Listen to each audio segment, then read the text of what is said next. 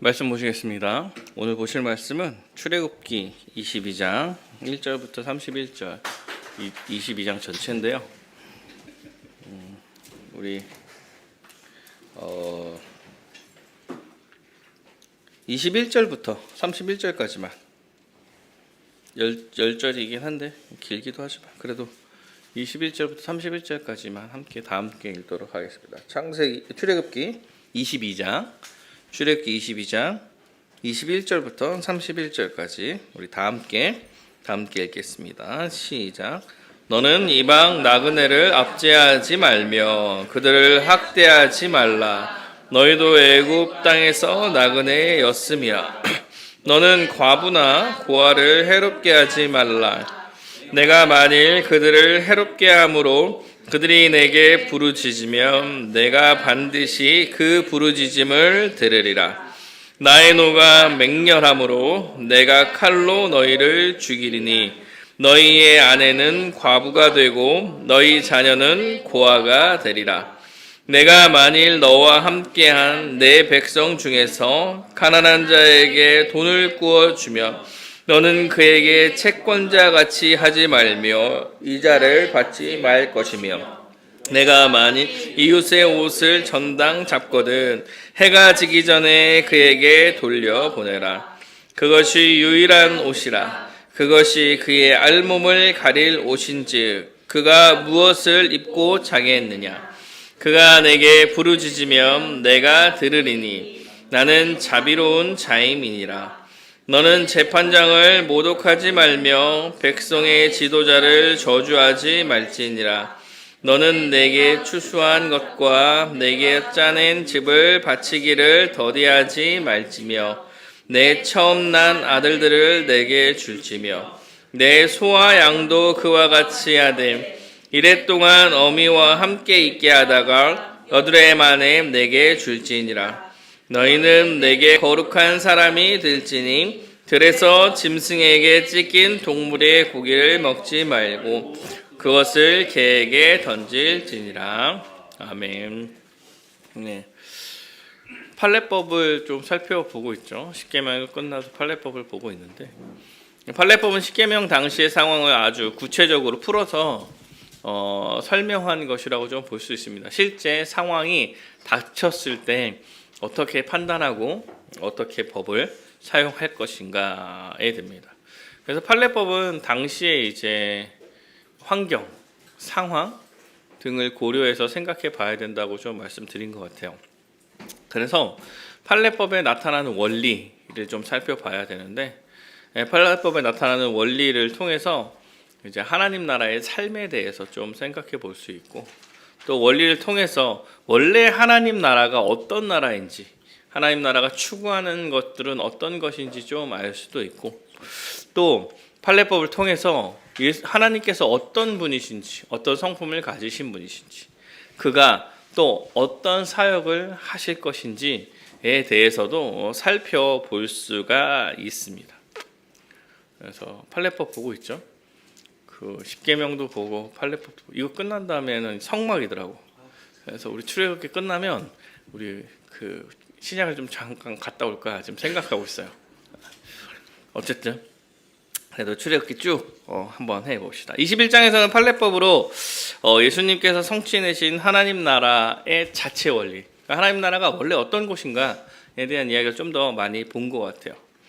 종에 관한 법을 통해서 이제 예수 안에 있는 하나님 나라의 백성들 간의 관계, 그래서 모두가 소외된 자가 없고 가난한 자가 없는 나라, 서로 돌보는 나라에 대해서 좀 살펴봤고 폭행에 관한 법을 통해서 하나님의 정의와 공의가 실현되는 하나님의 나라. 그래서 교회 안은 이제 이 죄와 공의와 정의가 실현될 수 있도록 죄와 힘써 싸워나가는 곳이다라는 것을 좀 살펴봤습니다.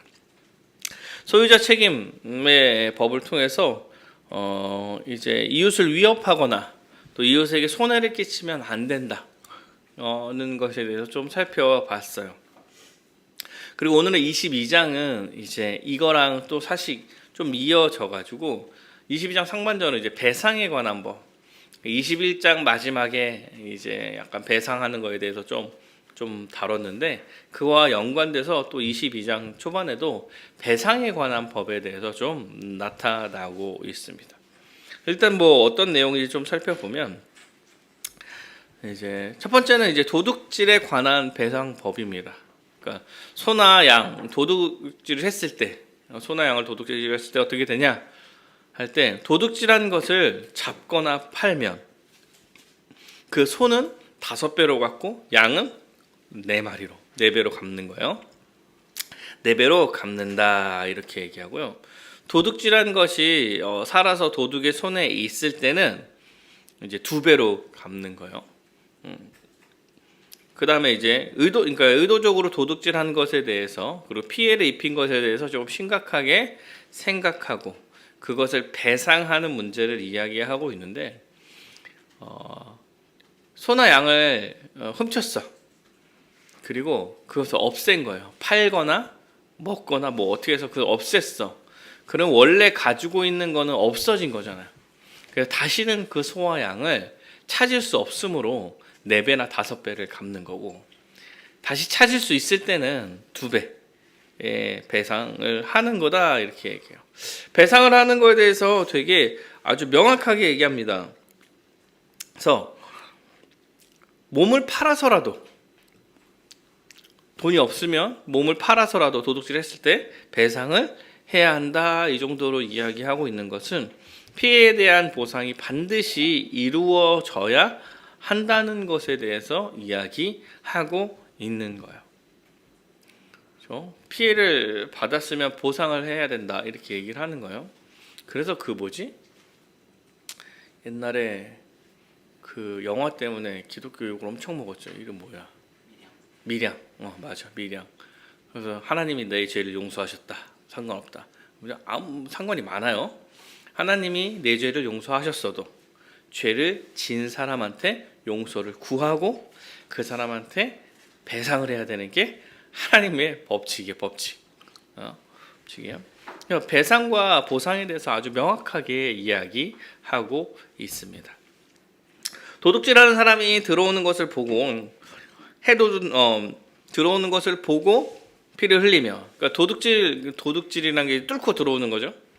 이게 약간 저녁 상황을 얘기하는 거예요. 주로 저녁에 그 당시에는 이제 벽 같은 걸 뚫고 도둑이 들어왔대요. 그러면 저녁에 들어올 수밖에 없지. 그래서 뚫고 들어왔다 이건 저녁을 얘기하는 거예요. 근데 쳐 죽이면 정당방위. 그때는 그렇게 저녁에는 그렇게 들어왔을 때 잡는 거죠. 정당방위로 보는 거예요. 죄가 없다. 해가 돋은 후에는 피 흘리는 게 죄가 돼요. 해가 돋을 때는 그런 형식으로 들어오지 않고 밝고 많은 사람이 보고 있고 하기 때문에 조금 상황이 다르다라고 여기는 거예요.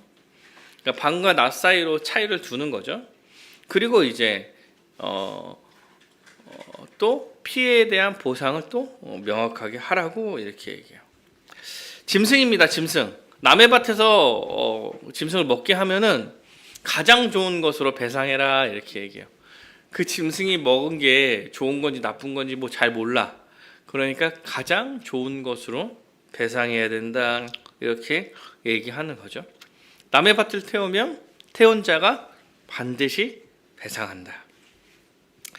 또 있어요. 또 돈이나 물품을 이웃에게 맡겼을 때 근데 맡겼는데 도둑 맞았어. 이웃에게 맡겼는데 지켜달라 맡겼는데 도둑 맞으면 이제 도둑을 잡았어. 그러면 그 도둑이 갑절을 배상하는 거예요. 명확한 배상의 문제가 있다고 얘기하죠. 근데 도둑이 잡히지 않았어. 그럼 재판장 앞에 갑니다.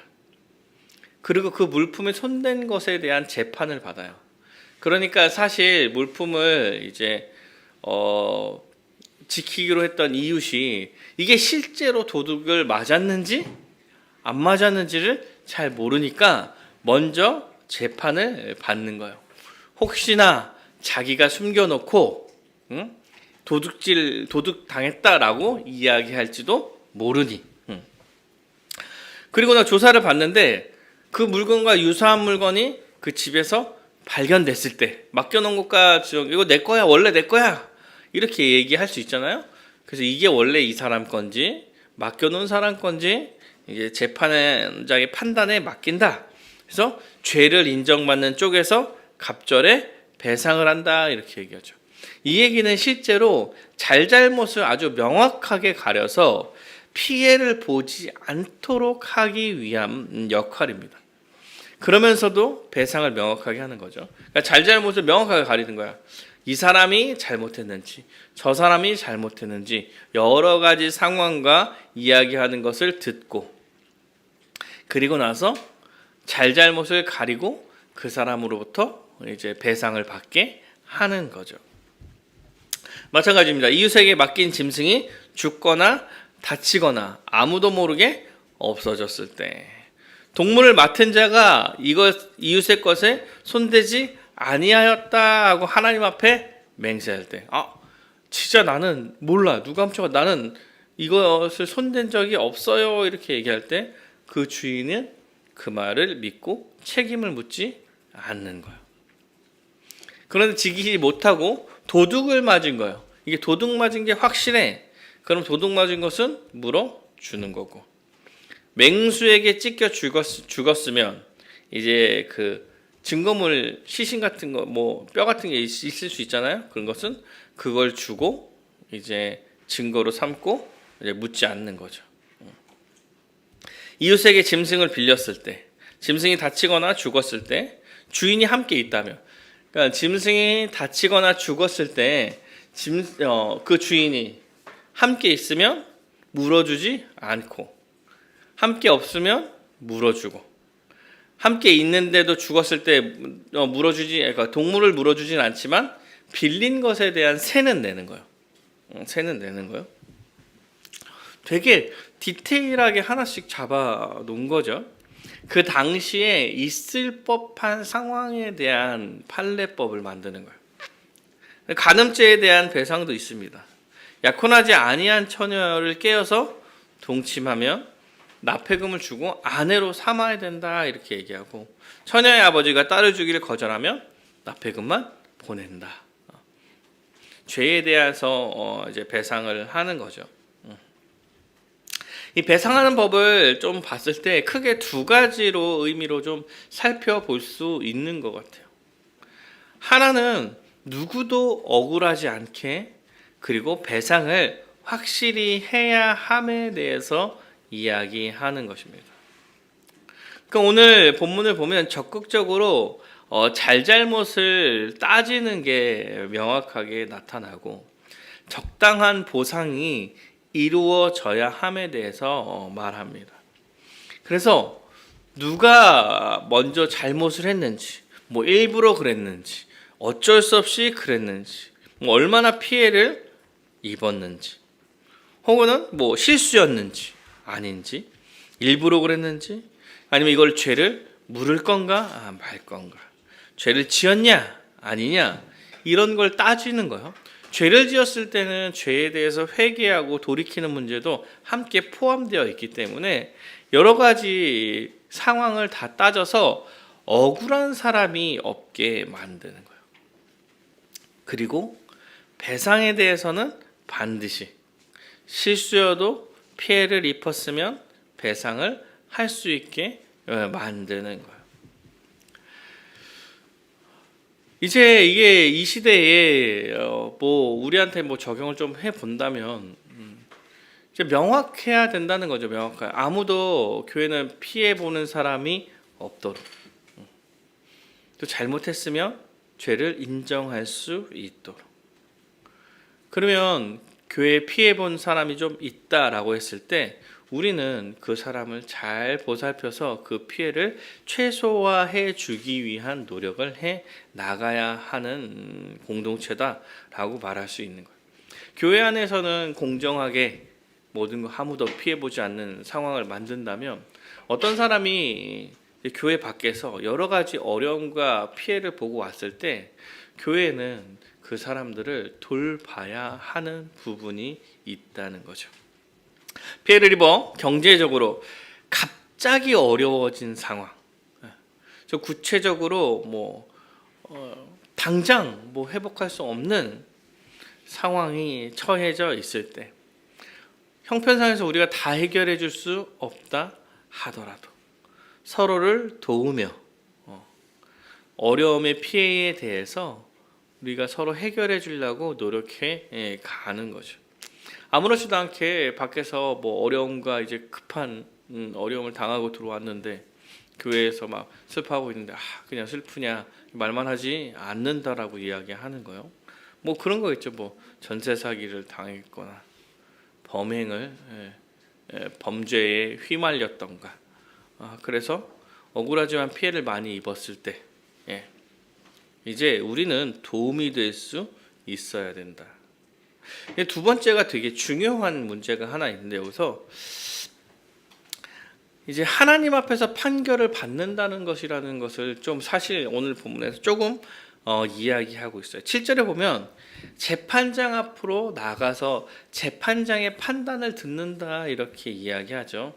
사실 당시에 재판하는 사람은 그 민족을 대표하는 하나님께서 이제 세우신 자로 볼 수 있어요. 뭐 모세 시대 때는 모세고 여호수아 시대 때는 여호수아예요.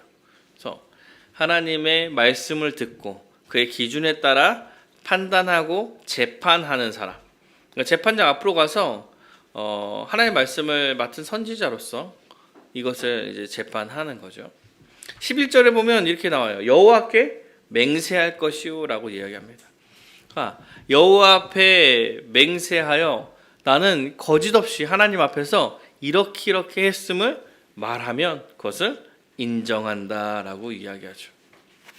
실수인지 의도를 가지고 행하는 것인지 알고 우리가 판단하는 게 쉽지 않습니다. 특히 뭐 당시에는 더 쉽지 않죠. 지금 뭐 과학적 수사가 뭐 발달돼 가지고 그런 시절이긴 모르지만 증거를 얘기할지 모르지만 당시에는 그러기가 어려워서 증언이 거의 많은 부분을 차지하는 시대예요. 하나님의 백성들은 하나님의 기준과 하나님 앞에서 양심에 따른 판단, 양심에 따른 이야기들, 이것들을 믿고 그것에 맡기는 거예요.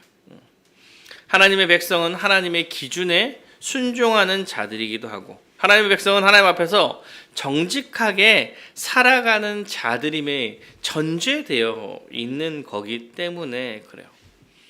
그래서 하나님 앞에서 발언하는 거예요.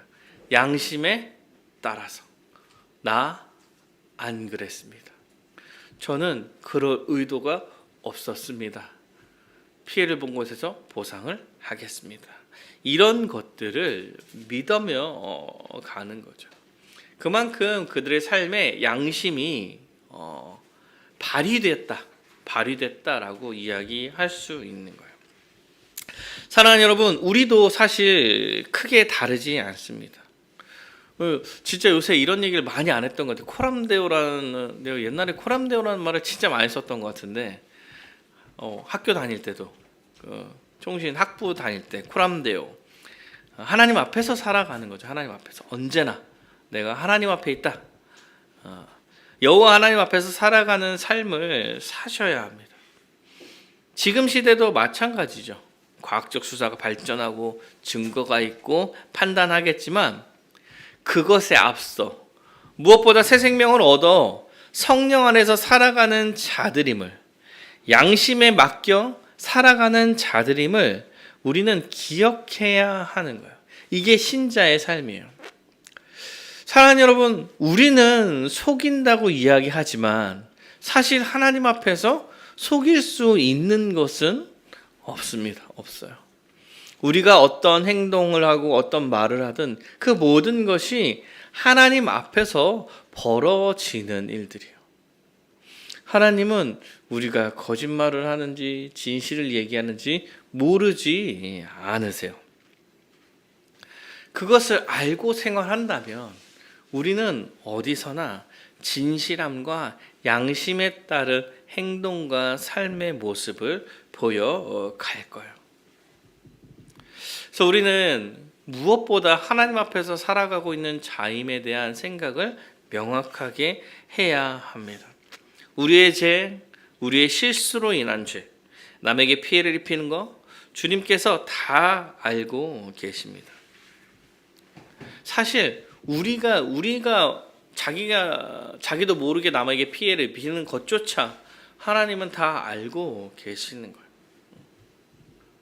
그래서 무엇보다 주님 앞에서 양심으로 살아가는 것, 이것이 우리한테 중요한 삶이에요.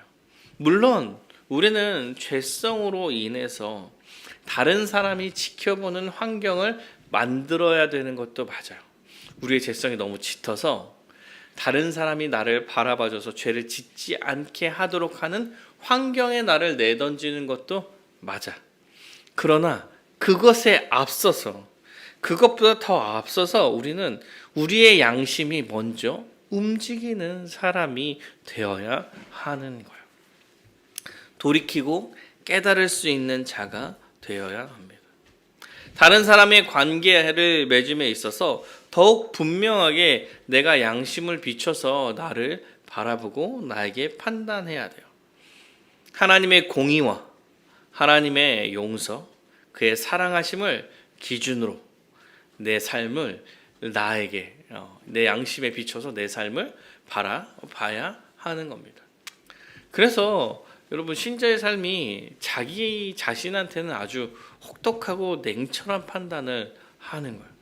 그리고 남에게는 여유롭고, 남은 좀 배려하는 판단을 하고, 나는 좀 빡센 판단을 하고, 나에게는 인색하게, 이렇게 살아가는 게 아주 신자의 모습이 아닌가라는 생각을 좀 해봅니다. 두 번째 판례법은 이제 우상 숭배에 대한 건데요. 세계 18, 19, 20절 세 절밖에 안 되지만 좀 강렬합니다. 강렬해요. 너는 무당을 18절에 너는 무당을 살려두지 말라. 19절에는 짐승과 음행하는 자는 반드시 죽일지라. 여호와의 다른 신들에게 제사를 지내는 자는 멸할지니라. 이거 다 죽인다고 얘기를 하는 거예요. 다 죽여라. 약간 이런 느낌이죠. 무당을 살려두지 말라고 합니다. 점을 치거나 주술을 하는 사람들을 이야기해요. 그러니까 미래를 점치게 하고 운명을 바꾸려는 시도를 하는 거죠. 사실 이게 하나님이란 이름을 달고 미래를 점치게 하는 것도 사실 문제가 있어요. 어떤 한 사람의 능력에 비추어서 그의 탁월함에 기대어 미래를 볼 수 있다라는 것은 사실은 예수 그리스도 시대 이후에는 없다라고 생각하셔야 돼요. 말씀을 통해서 자기의 삶을 돌아봐서 미래에 어떻게 살아야겠다 대비할 수는 있죠. 신자로서 어떻게 살아가는 게 마땅하다. 그리고 믿음이 있습니다. 믿음이. 하나님의 백성을 하나님께서 끝까지 지키고 보호하시며 하나님 나라로 인도하실 것이다. 성도의 견인. 이거에 대한 믿음이 있죠. 어떠한 미래의 자잘한 어떤 상황과 운명을 내가 어떠한 사람의 미래를 보는 것을 통해서 바꾸겠다. 이거 하나님의 이제 절대적인 주권에 대한 도전과 같습니다. 그래서 사실 기륭 화복을 이제 지배하시고 주관하시는 하나님의 주권을 침해한다라고 볼 수 있어요.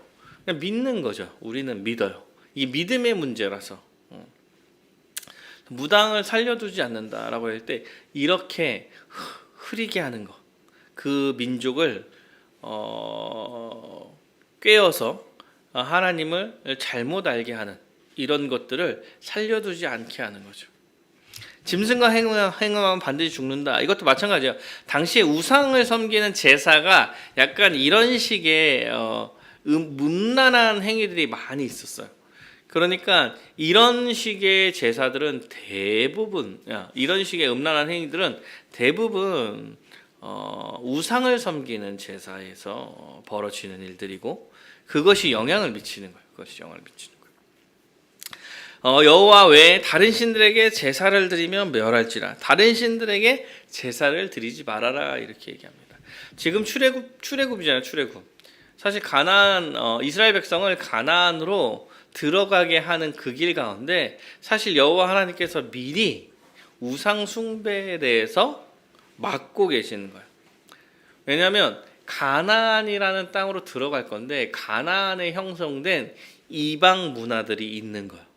이방 신을 섬기는 문화들이 있고 그곳에 들어가서 살아야 되기 때문에 그 이방 문화와 이방 제사들, 이방 신들의 영향을 받지 않게 하면서 살아가게 하기 위해서 미리부터 사실 준비시키는 거예요. 그래서 가나안의 문화에 휩쓸려 살지 않도록.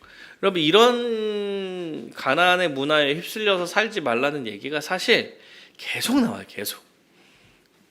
가나안 땅에서도 마찬가지예요. 그리고 되게 엄히 벌하십니다. 그 문화에 휩쓸려 가는 거, 이런 것 때문에 죽인다고? 한 이 정도로 아주 엄히 다루시는 거예요. 이렇게 보면 우상을 숭배하는 것을 여호와 하나님께서 아주 심각한 죄로 받아들이고 있어요. 배상하고 뭐뭐하고 누구 책임 묻고 이런 문제와 달라요. 반드시 죽일 거다. 이렇게 얘기하는 겁니다. 우상을 숭배하는 것은 우리 입장에서도 삶과 죽음의 문제입니다. 여호와 하나님을 섬기며 그 안에 있을 것인가? 아니면 여호와 하나님과 등지고 밖에서 영원한 죽음 가운데 살아갈 것인가?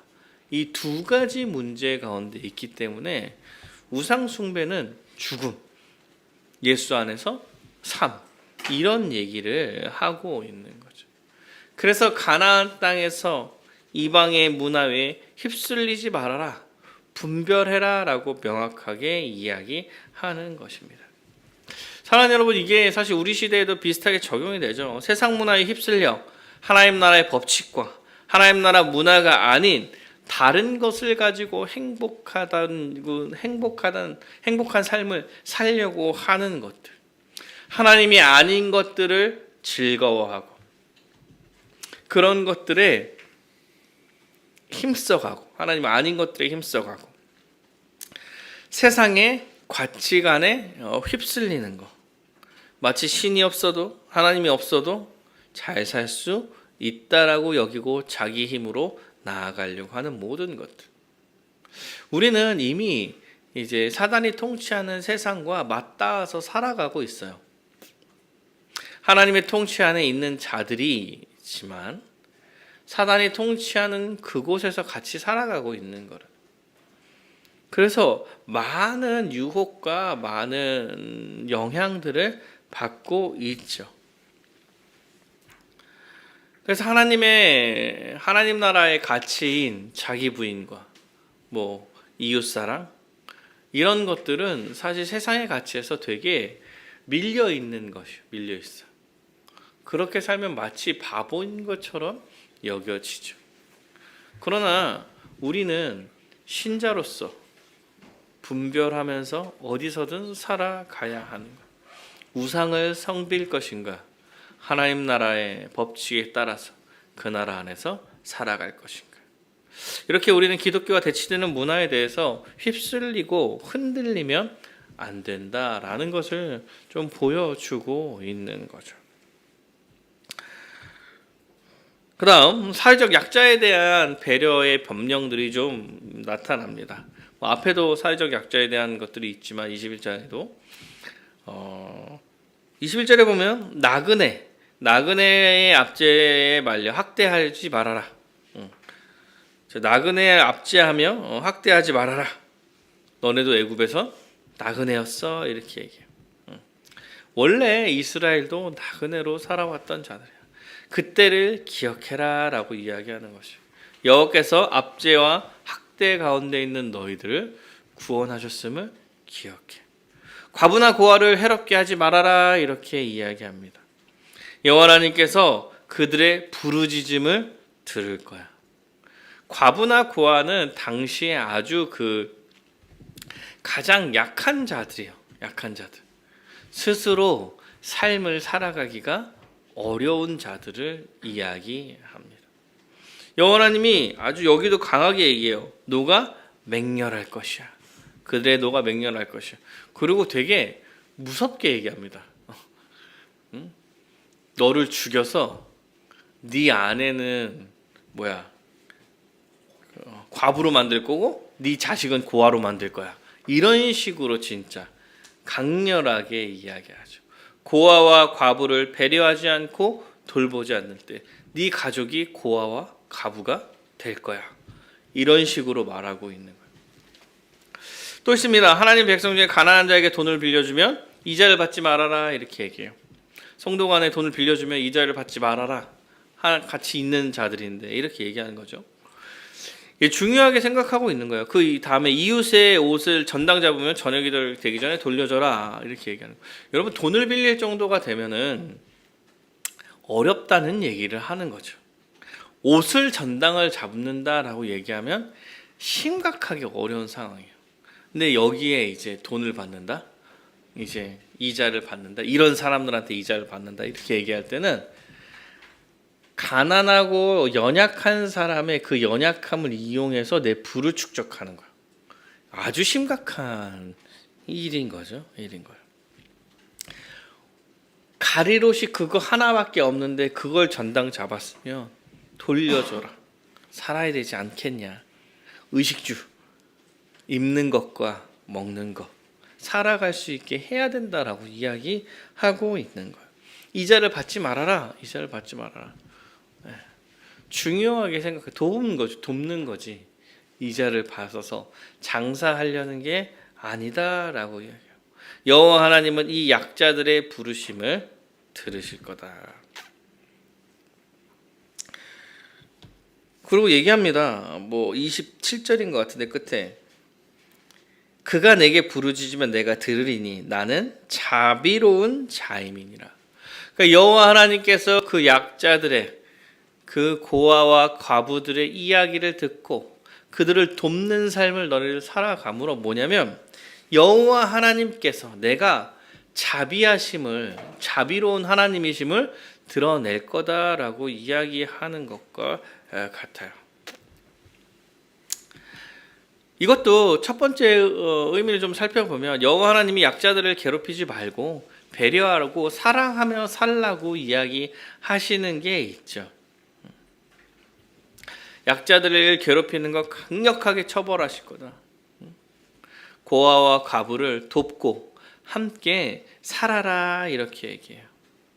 그의 부르짖음을 들음으로 자비를 드러낼 거야. 자비를. 여호와 하나님께서 내 자비로운 자임을 드러낼 거야. 너네도 원래 이방인으로서 고난을 받은 자였어. 너네도 내가 구원하지 않았느냐. 나를 닮아 너네도 다른 사람을 잘 대하고 구원하는 삶을 살아야 된다 이렇게 이야기하는 거죠. 여호와 하나님의 자비하심을 드러내야 된다 이렇게 이야기할 때 여러분 여호와 하나님께서 어떤 자비하심이 가장 크게 우리한테 적용이 되냐면 그가 예수 그리스도를 이 땅 가운데 보내셔서 모두의 죄를 대신 지시고 십자가에 달려 죽으심으로 공의를 만족하시고 우리를 사랑하면서 우리를 살려내신 거예요. 이스라엘 백성이 애굽에 종살이하는 자들을 불러내신 것처럼 여호와 하나님께서 자신의 자비로움을 예수 그리스도를 통하여서 그 자비의 극치를 드러내신 거예요. 그리고 그 극치, 그 자비로움의 혜택을 사실 우리가 받은 겁니다. 가치가 없는 사실 모두가 다 이제 가장 약자죠. 가장 약자. 왜? 죄를 지어서 죄에 대한 형벌을 받아야 하는 가장 비참한 자들을 예수 그리스도의 십자가의 은혜로 주님 앞으로 부르시며 그 은혜를 받게 하신 거예요. 그 은혜로 인하여서 그 자비로 인하여서 죄와 사망으로부터 벗어나고 하나님의 은혜 가운데 새 생명을 얻게 된 자들이 우리예요. 그리고 이야기하는 거예요. 너네들을 통하여서 내 자비가 드러날 것이다. 사랑하는 여러분, 우리는 예수 안에서 예수로 인하여서 먼저 은혜를 받은 자들이고 그 자비의 혜택을 먼저 받은 자들입니다. 우리는 예수 그리스도를 닮아 그 자비로움을 이 세상 가운데 드러내는 삶을 살아가는 자들인 거예요. 그래서 교회는 그런 누구도 와서 누구도 그 자비의 혜택을 받을 수 있는, 그래서 교회는 그런 어려운 사람을 도우면서 함께 살아갈 수 있는 곳이라는 사실을 명확하게 인식하고 있어야 합니다. 그래서 그들을 잘 받아들이고 그들을 도움으로써 뭘 하는 거냐면 여호와 하나님의 은혜, 여호와 하나님의 자비를 드러내는 거예요. 세상 가운데 우리 옆에 교회로서 마땅한 삶을, 그래서 이웃을 돕고 그 교회 안에 그 어려운 사람들을 도와감으로써 그 어려운 사람이 웃고 행복한 모습을 보임으로써 이 세상에 이 교회가 하나님의 자비를 드러내는, 하나님의 은혜를 드러내는 곳이라는 사실을 알려주는 거죠. 그래서 이게 복음 전파의 사실 첫 번째 길로서 행해 나가는 거예요. 세상 사람들은 교회를 보면서 저 안에서 저 어렵다고 생각하는 사람이 웃음을 잃지 않고 하루하루를 살아가는 것을 볼 때 하나님의 은혜가 세상 가운데 드러나는 거죠. 여호와 하나님께서는 그래서 약자를 그냥 두라고 이야기하지 않는 거예요. 왜? 하나님의 성품이 그들과 함께하는 은혜롭고 자비로운 성품이 있기 때문에 그렇습니다. 또 그런 것을 드러내는 거죠. 마지막입니다. 마지막. 하나님께서는 부여하신 권위를 인정하는 판례법을 또 알려주십니다. 재판장을 모독하지 말고 백성의 지도자를 저주하지 말아라, 이렇게 이야기하죠. 재판장은 여호와 하나님께서 세우신 지도자죠. 당시 이스라엘 백성의 재판장은 여호와 하나님께서 세우신 사람들이에요. 여호와 하나님께서 세우신 재판자.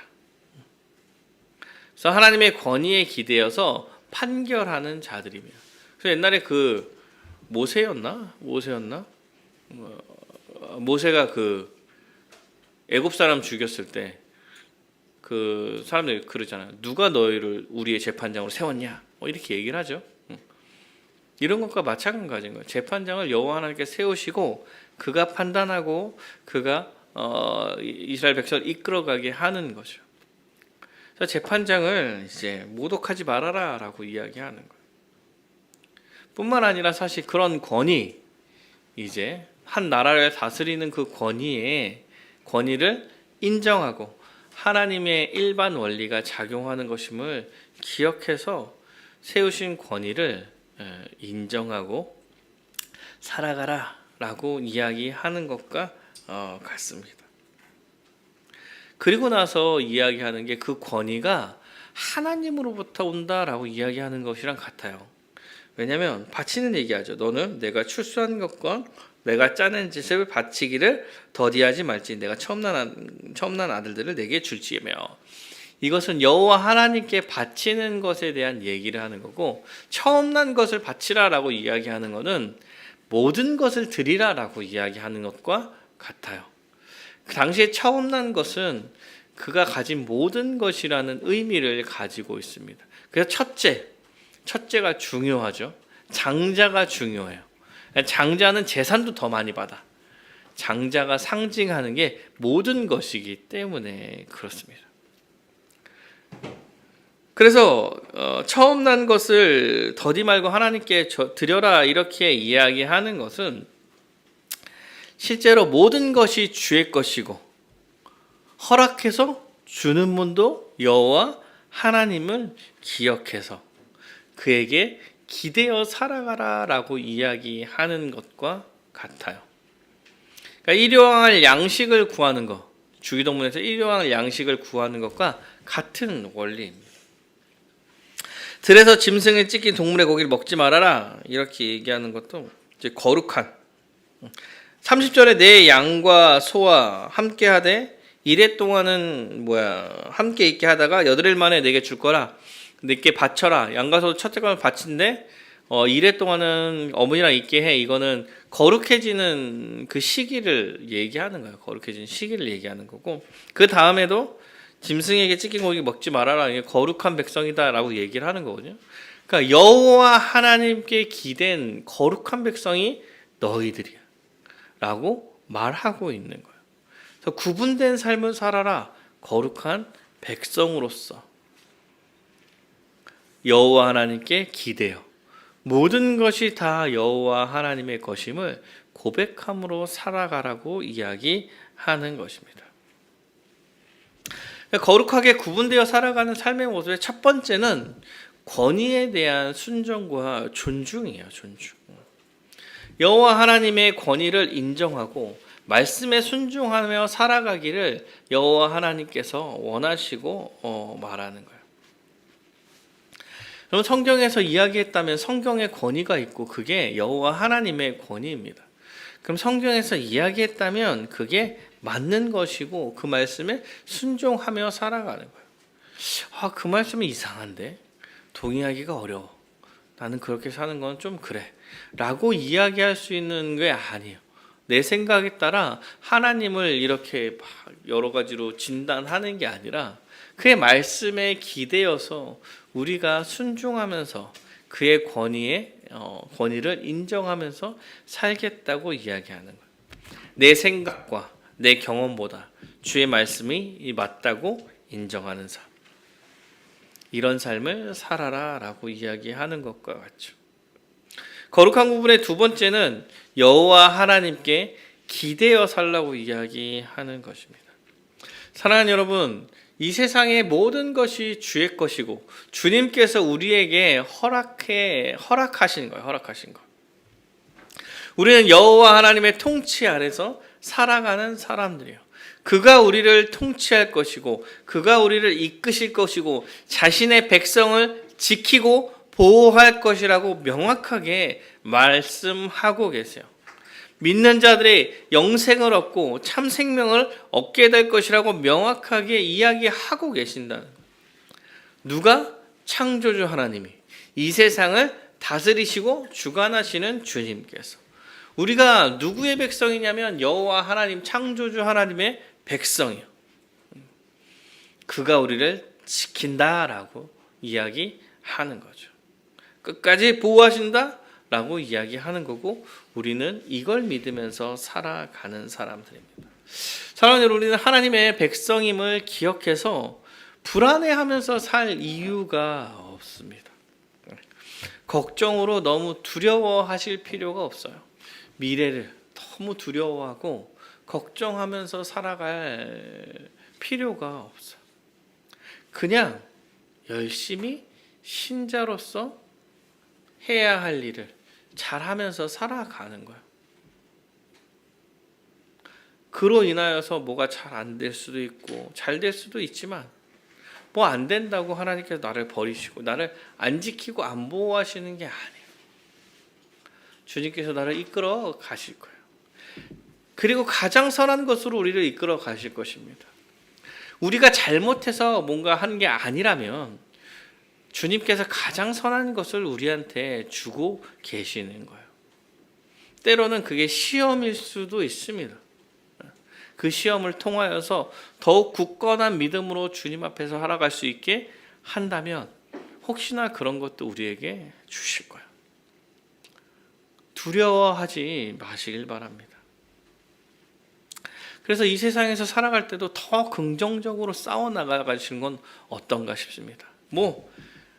또 전쟁 중에 있으니까 한편으로는 세상과 영적 전쟁을 하고 있는 거기 때문에 여러 가지 어려움들이 있겠지만 사랑하는 여러분, 지키고 보호하시고 끝까지 인도하신다고 이야기하는 거예요. 그러면 휩쓸리지 말고 거룩한 백성으로 구분된 삶을 살아라라고 이야기하고 있는 것입니다. 거룩하게 부름받은 자로서 거룩하게 구분된 삶을 살아가야 한다는 것이죠.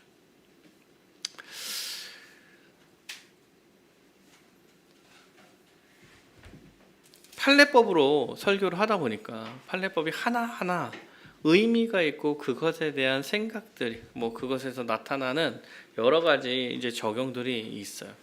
그래서 보면은 이제 한 가지 메인 아이디어로 이렇게 간다는 느낌보단 그것마다 의미가 우리에게 있다라는 생각을 좀 하게 됩니다. 그래도 오늘 말씀을 보면서 제가 되게 제일 중요하다고 여겼던 건 뭐냐면 그가 우리를 자비하심으로 부르시고 우리를 구원하시고 우리를 이끌어 가신다는 사실이었던 것 같아요. 그게 전제가 돼서 사실 다른 일들이 다 할 수 있는 거예요. 양심에 따라 살아갈 수도 있고 이웃을 섬길 수도 있고 그런 능력도 우리에게 있음을 또 알게 되는 거고. 사랑하는 여러분, 예수 그리스도께서 그의 자비로서 우리를 향한 사랑을 그의 십자가의 은혜로 확증하셨습니다. 그리고 그 십자가의 은혜로 자신의 공의를 지켜내시고 드러내신 거예요. 이제 우리에게 그러한 공의와 사랑을 요구하고 계십니다. 왜? 성령님이 거하셔서 마땅히 너희들이 할 수 있는 삶이기 때문에 그렇습니다. 판례법을 하나하나 살펴보면서 그것에서 말하는 의미를 기억하고 적용하면서 살아가는 여러분이 되시기를 간절히 바라겠습니다.